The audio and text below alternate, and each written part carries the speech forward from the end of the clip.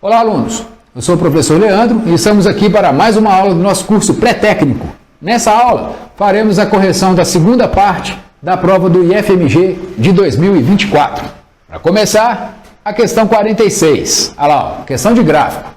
Observe a distribuição da matriz energética brasileira publicada pela Fundação Getúlio Vargas. Leia o é certo e responda a proposição. Aí o gráfico, olha. Nele aparece na linha superior petróleo com 38%, depois hidrelétrica 29%, depois gás 10%, biocombustível 8%, carvão 5%, eólica 4%, outras 4% e nuclear 1%. Solar, neste gráfico aqui, 0%. Isso para 2019, matriz energética brasileira. Continuação. Desde a década de 70, o Brasil vem investindo consistentemente em energias renováveis. Tal esforço que lhe rendeu uma das matrizes energéticas mais limpas do planeta. Enquanto o mundo tem em média de 84% de energia primária gerada por fontes fósseis, o Brasil tem 43% no seu mix energético gerado por fontes renováveis. Assinale a alternativa que explica corretamente a evolução e diversificação energética brasileira. Letra A. O Brasil busca de forma prioritária enriquecer a partir da comercialização de cotas de carbono. B. O país consegue diversificar sua matriz energética, pois é autossuficiente em todos os tipos de produção. C. O país prevê e facilita em seus mecanismos de gestão o uso imediato de veículos movidos a eletricidade. Ou D. O uso exorbitante de combustíveis fósseis é o objeto central das preocupações e críticas ambientais atuais.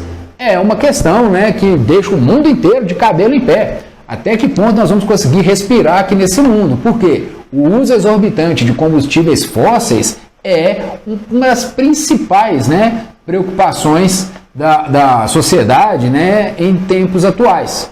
As outras alternativas, elas têm algum nexo, Olha, vamos lembrar lá do programa do Proálcool, Tentava o Brasil há muito tempo diversificar a sua matriz, o Brasil tem, O Brasil tem biocombustível, o Brasil tem petróleo, o Brasil tem muita água, o Brasil tem a sua usina nuclear, que é as usinas lá de Angra, um percentual pequeno, mas faz parte, Tem energia eólica, tem até energias de fontes termais, Mas é um país que não tem uma dependência tão exclusiva do petróleo ou de outro combustível fóssil, O Brasil tem um leque maior de opções para poder se energizar. Questão de número 47. Leia um texto da publicação do Instituto Nacional de Meteorologia. Balanço. Belo Horizonte, Minas Gerais, teve chuva abaixo e temperatura acima da média em setembro de 2023. Leia aí agora, por favor, o trecho da reportagem. Leram aí? Olha só, a questão agora apresenta um gráfico. Atenção à imagem que aparece na sua tela. Temperaturas e precipitação em setembro de 2023 na região do bairro Santo Agostinho, em Belo Horizonte. Vocês vão perceber duas linhas e duas barras. Do lado esquerdo, a temperatura média. E do lado direito, a chuva, a precipitação. E por baixo, os anos em que isso foi verificado. Aí está indo de 1/9 de 2023 até 20/9 de 2023. Essas partes verdes embaixo são os dias de chuva, a chuva do dia, que ponto que chegou. A linha vermelha é a da temperatura máxima, e a azul da temperatura mínima. Aí vocês também vão ter, olha, o pontilhado das médias, da média trimestral em vermelho, o pontilhado em azul da média trimestral e o traço contínuo da chuva acumulada. Façam bem a leitura aí do gráfico, analisem o tempo, a precipitação, a temperatura Analisaram? Vamos então à questão. Com relação à escassez de chuva no período em análise e, sobretudo, a permanência de altas temperaturas, qual termo melhor traduz as condições atmosféricas recentes locais? O que pode estar provocando isso, hein? Uma má distribuição das chuvas e essas temperaturas exorbitantes, né, nessa região de Belo Horizonte. Letra A, o El Niño. Letra B, uma onda de calor. Letra C, uma umidade súbita. Ou letra D, um choque atmosférico.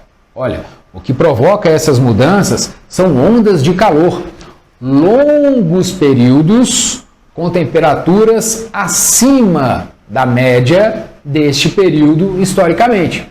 Então, quando você chega a ter 5 dias seguidos com temperaturas em elevação e que elas estão bem acima da média registrada, você entra numa onda de calor. Essas ondas de calor, elas vão modificar o microclima. Então, uma cidade que está acostumada a ter uma distribuição das chuvas, né, relativamente bem distribuída ali no verão e tal, de repente ela se confronta com longos períodos de estiagem e uma pancada de chuva concentrada em um dia só, né, ou então num tempo muito curto. Essas linhas verdes que apareceram no gráfico, elas demonstram, né, alguns momentos em que a chuva ela tem um enorme acúmulo, né? E em outros momentos vocês percebem que existe uma longa estiagem. São fenômenos climáticos, né, que vão acontecendo nos nossos tempos em razão, né, da ação humana. Questão 48. Leia a proposta de projeto público de ordem socioambiental pretendido no Brasil. Aí eu vou precisar que você dê uma pausa novamente e faça a leitura desse texto, que se chama Segurança Hídrica.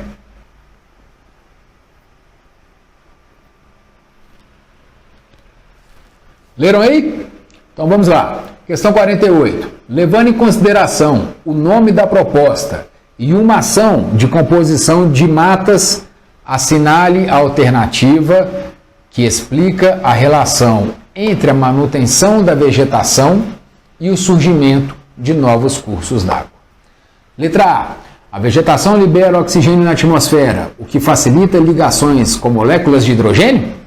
Letra B. As plantas carregam em suas estruturas micro-organismos capazes de fertilizar o solo e gerar água? C. Os rios transportam folhas em seus leitos, aumentando a capacidade orgânica do ecossistema local. Ou D. A cobertura vegetal contribui para a permeabilidade e o acúmulo de água nos horizontes do solo, criando chances para um processo posterior de exfiltração e abastecimento de canais fluviais. A resposta certa é a D, né? A cobertura vegetal, ela vai funcionar mais ou menos como uma esponja, mas uma esponja moderada, que ela vai permitir a permeabilidade, ou seja, a água vai entrar em contato com o solo e vai conseguir entrar no solo. E o acúmulo dessa água não se dará na superfície, né? Ele vai se dar em outros horizontes abaixo do solo, criando assim chances para um processo posterior de exfiltração, ou seja, abastecimento de canais fluviais. Com a chuva em cima da mata, a água demora para chegar ao subsolo. E como ela vai fazendo isso lentamente, ela consegue canalizar o seu acúmulo. Esse acúmulo de água é direcionado para mananciais nascentes, ou seja, para novas fontes de água seguirem aí, né, todo o ciclo. Questão de número 49. Atente à divulgação de natureza científica a seguir para responder à questão. Fósseis podem trazer respostas sobre a formação dos continentes e da camada pré-sal. Dê uma pausa aí para fazer a leitura do texto que aparece em sua tela.